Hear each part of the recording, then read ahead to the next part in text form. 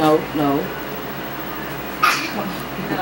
Dravion, you got to taste it. You want the machine? You want me to give you the machine? Yeah. Okay, you do it then. Okay, now press the button. You have, 1,000 homes that are in close proximity to the refineries. They're victims of, you got the air pollution, you've got the ground soil pollution, and you got the groundwater pollution. I wrote my dissertation on environmental crimes, and then it was published as a book in 2007. And I looked at like 10 years of environmental crimes, and Coke was the worst. They had the worst environmental record of all industries. As a criminologist, I would be like, this is a repeat offender, and when you are a repeat offender, your sanctions should be higher so that you don't keep doing the same things over and over again.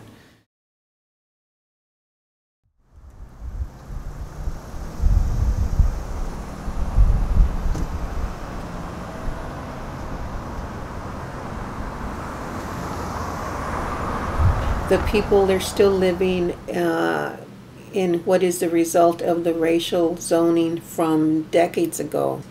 We were forced to live by the old dump sites because we were people of color, and we found this documentation through the Corpus Christi Planning and Zoning Commission. Corpus Christi's Refinery Row is the largest cluster of major oil refineries in the United States. It's not safe for anyone to be there. Sometimes that refinery, if the wind was coming this way, sometimes it's unbearable to breathe it. They had an alarm that went off, I think about 2:20 something, and it went off, stayed on for about 40 minutes. That was kind of scary. You don't know what's being, if there's been a spill or potential for explosion, or you don't know what's going on. And we've gotten calls that said it's an all clear. It's a robocall, but it's all clear. What's all clear? They call this the council neighborhood, because most of the people out here have died from cancer. Lots of people, as long as it don't happen to them, they could care less. But according to God's words, we are everybody's. That's our neighbor. I think they all are, because anything happened over there, when we hear on the news, but the neighborhood was never in any danger. They don't even know where the people live that can't get out. They don't know where the handicapped people live. They don't know where the people live that needs help, whether you're handicapped or not.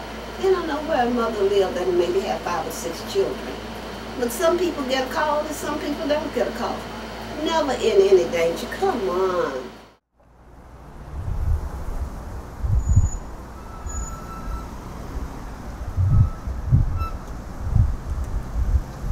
We were trained in what they called shelter in place.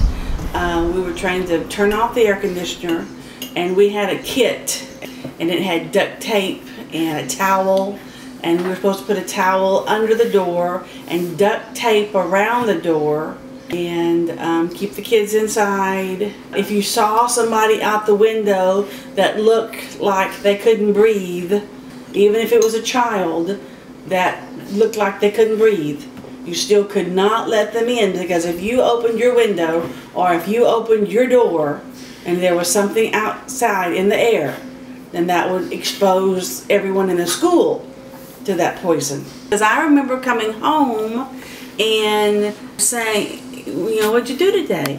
And he'd say, well, I mowed my yard and this and that, but he wasn't feeling good. And I said, what do you mean you were mowing your yard? Because we had a shelter in place today. I've been on oxygen now 3 years, and they can't tell me why. I never smoked, and my lungs are clear. They don't see anything in my lungs, but I've lost 40% of my lungs, and looks like I'll be on oxygen the day I die, and I probably will die when I can't breathe. But dragging oxygen hose around your house is not fun. And then when you go out places, having to take a bottle is not fun. And if the refineries could do something that would help these kind of problems, there's people in the future that would surely be glad that they did.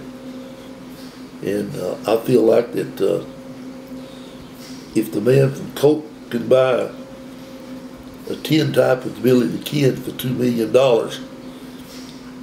he can sure help out the communities by doing something that would correct the problems.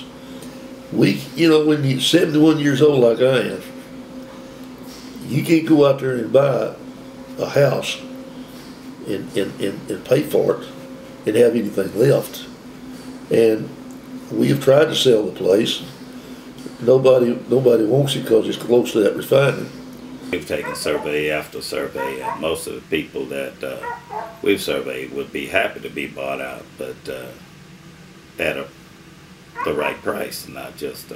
So people down at the other end, a lot of those people sold their houses for $20,000 or something, and now they're somewhere else paying mortgages. And of course, at our age, we wouldn't want to be given something where we have to make monthly payments again. So I get headaches, eye itch, ear itch, but we have to live with it. We have to live with it. I have nothing else to say except that.